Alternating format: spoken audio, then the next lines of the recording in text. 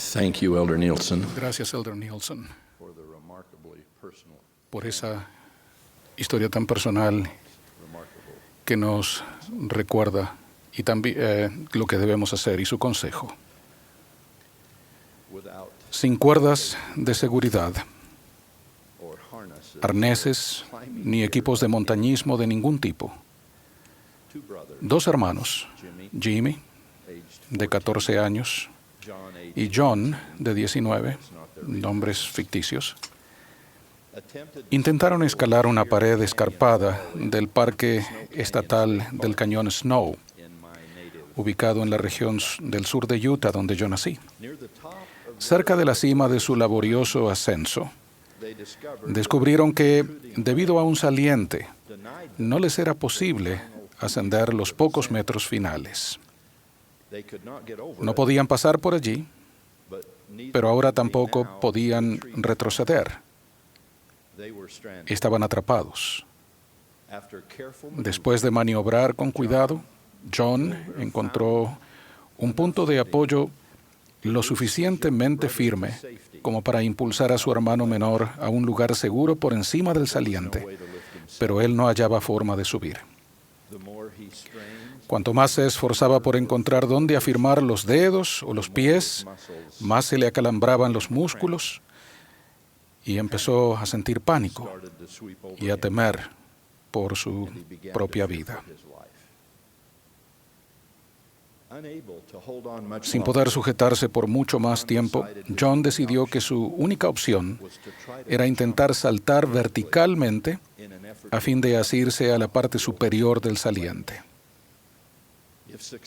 Si lo lograba, tal vez, con la fuerza considerable de sus brazos, pudiese trepar a un lugar seguro.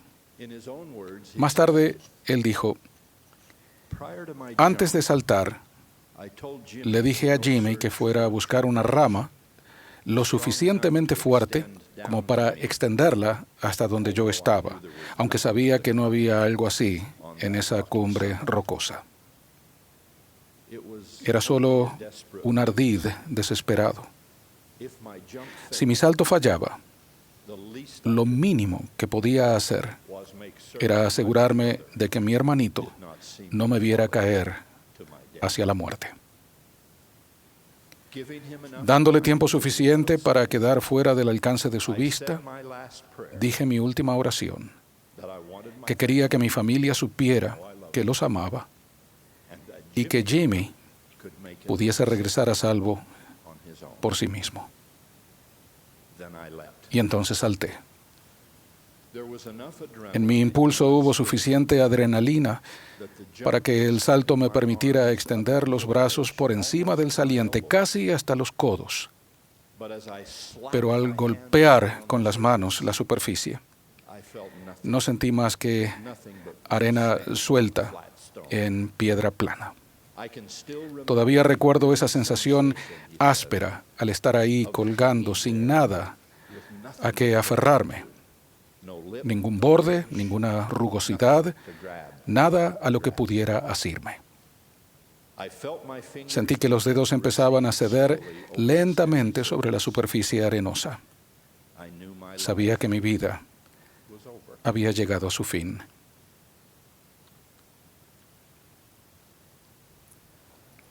Entonces, en forma repentina, como un rayo en una tormenta de verano, aparecieron dos manos desde algún lugar de la orilla del acantilado, sosteniéndome las muñecas con una fuerza y determinación que no concordaban con su tamaño. Mi fiel hermano no había ido a buscar ninguna rama ficticia. Adivinando exactamente lo que yo planeaba hacer, no se había movido ni un centímetro. Simplemente había esperado en silencio, casi sin aliento, sabiendo muy bien que yo sería tan tonto como para tratar de dar ese salto. Cuando lo hice, él me sostuvo y se negó rotundamente a dejarme caer. Esos fuertes brazos fraternales me salvaron ese día en que yo colgaba sin poder hacer nada y de lo que habría sido una muerte segura.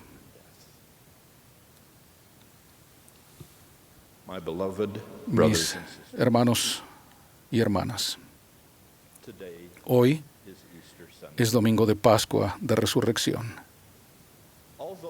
Aunque siempre debemos recordarlo, como prometemos en nuestra oración sacramental semanal que lo haremos, este es el día más sagrado del año para recordar de manera especial las manos de hermandad y los brazos decididos que llegaron hasta el abismo de la muerte para salvarnos de nuestras caídas y nuestros defectos, de nuestros dolores y de nuestros pecados.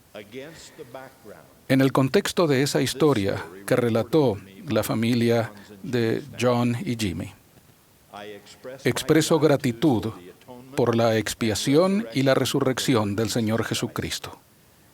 Y reconozco los acontecimientos en el divino plan de Dios que condujeron y dieron significado al amor que nos da Jesús. En nuestra sociedad cada vez más secular, es poco común, así como impopular, hablar de Adán y Eva o de su afortunada caída en el jardín de Edén, a la caída a la mortalidad. Sin embargo, la simple verdad es que no podemos comprender plenamente la expiación y la resurrección de Cristo y no apreciaremos apropiadamente el propósito singular de su nacimiento o de su muerte. En otras palabras, no hay manera de celebrar verdaderamente la Navidad ni la Pascua de Resurrección sin comprender que, en verdad, hubo un Adán y una Eva que cayeron de Edén con todas las consecuencias que eso acarreaba. Desconozco los detalles de lo que ocurrió en este planeta antes de eso, pero sé que ellos dos fueron creados por la mano divina de Dios, que por un tiempo vivieron solos en un entorno paradisíaco donde no había ni muerte humana ni familia futura, y que a causa de una serie de decisiones, ellos transgredieron un mandamiento de Dios, lo cual exigía que dejaran el jardín, pero que les permitió tener hijos antes de sufrir la muerte física. Además del pesar y de lo complejo de su situación, su transgresión tenía también consecuencias espirituales, excluyéndolos para siempre de la presencia de Dios. Debido a que nacimos en ese mundo caído, ya que también nosotros íbamos a transgredir las leyes de Dios, se nos sentenció a los mismos castigos que afrontaron Adán y Eva. ¡Qué situación tan apremiante! Toda la raza humana en caída libre. Cada hombre, mujer y niño cayendo físicamente hacia una muerte permanente, sumiéndose espiritualmente en una angustia eterna. ¿Es eso lo que se suponía que fuera la vida? ¿Es este el espectacular final de la experiencia humana? ¿Estamos todos colgados en un cañón frío en algún lugar de un universo indiferente? Cada uno buscando un punto en el cual apoyarnos, cada uno buscando algo a lo que asirnos, con nada más que la sensación de arena deslizándose bajo los dedos, sin nada que nos salve, nada a lo que podamos sujetarnos y mucho menos nada que nos sujete. ¿Es nuestro único propósito en la vida una actuación existencial vacía para simplemente saltar tan alto como podamos, perseverar durante los 70 años que tenemos prescritos y después fallar y caer y seguir cayendo para siempre? La respuesta a esas preguntas es un rotundo y eterno no.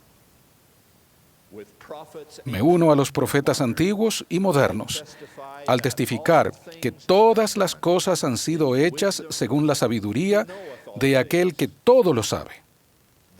Por tanto, desde el momento en que esos primeros padres salieron del jardín de Edén, el Dios y Padre de todos nosotros, previendo la decisión que tomarían Adán y Eva, envió a los mismos ángeles de los cielos para que les declararan a ellos y a través del tiempo a nosotros que toda esa serie de acontecimientos se diseñó para nuestra felicidad eterna. Era parte de su divino plan, en el que se proporcionaba un Salvador, el mismo Hijo de Dios, otro Adán, como lo llamaría el apóstol Pablo, que vendría en el meridiano de los tiempos para expiar la primera transgresión de Adán. Esa expiación lograría la victoria completa contra la muerte física, concediendo incondicionalmente la resurrección a toda persona que hubiese nacido o que naciese en este mundo. De manera misericordiosa también proporcionaría el perdón de los pecados personales de todos, desde Adán hasta el fin del mundo, siempre y cuando nos arrepintiésemos y obedeciéramos los mandamientos divinos. Como uno de sus testigos ordenados, esta mañana de Pascua de Resurrección declaro que Jesús de Nazaret fue ese Salvador del mundo, y aún lo es, ese postrer Adán y el autor y consumador de nuestra fe, el Alfa y la Omega de la vida eterna.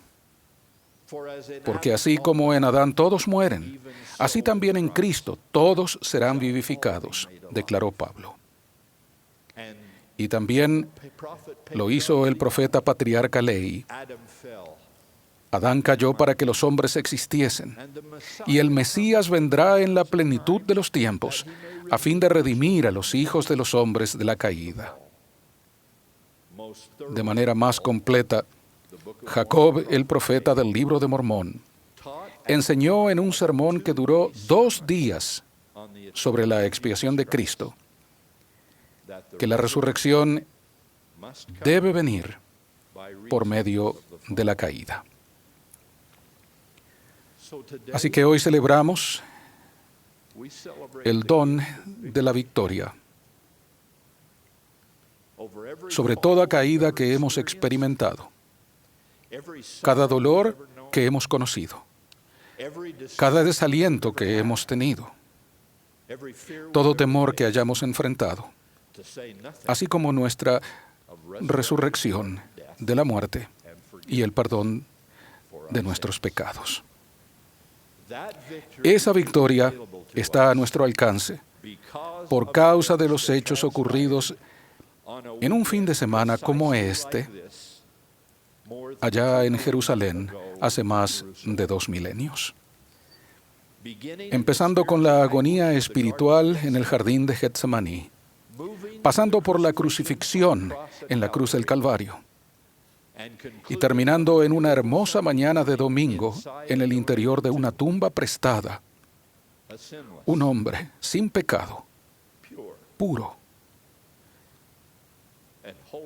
y santo, el mismo Hijo de Dios, hizo lo que ninguna otra persona fallecida había hecho ni podría hacer jamás.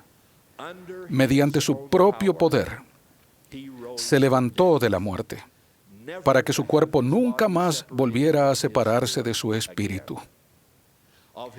Por su propia voluntad, se quitó los lienzos con los que lo habían envuelto, colocando con cuidado el sudario con el que le habían cubierto el rostro en un lugar aparte, indica la Escritura.